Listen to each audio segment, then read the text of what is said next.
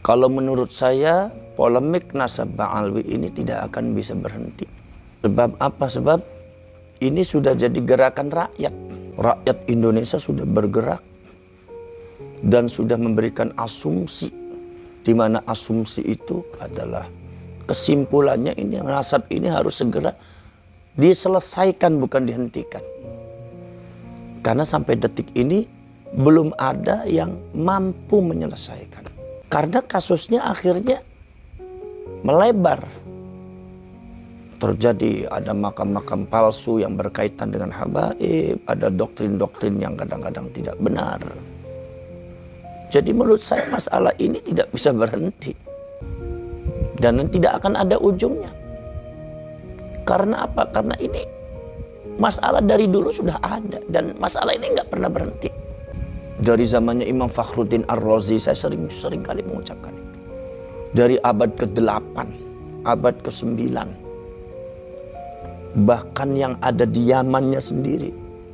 Itu masih mempertanyakan tentang masalah nasab, keabsahan nasab daripada Ba'alwi ini.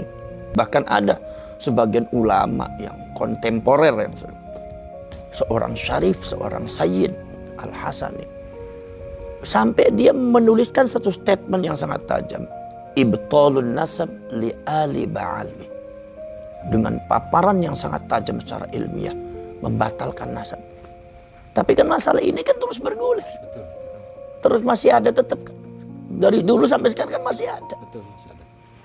Apalagi orang-orang yang mengeksploitasi dan mengeksplorasi dengan mengatasnamakan keturunannya Rasulullah atau mengeksploitasi keagungan sebagai zuriyahnya Rasul, itu zaman dulu sudah ada. Sudah ada.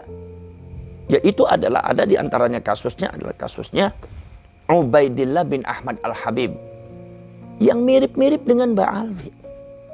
Walaupun saya tidak mengatakan kalau Ubaidillah bin Ahmad Al-Habib itu adalah Ubaidillah bin Ahmabnya Ba'alwi, tidak.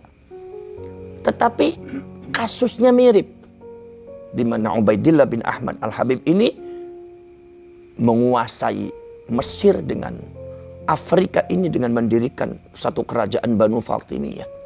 Ya, itu 200 tahun dari abad ke-10 sampai abad ke-12.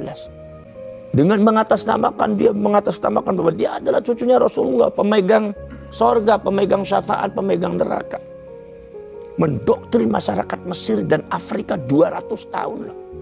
Pada akhirnya apa? Pada akhirnya kemudian kenapa sih kok ini diselesaikan?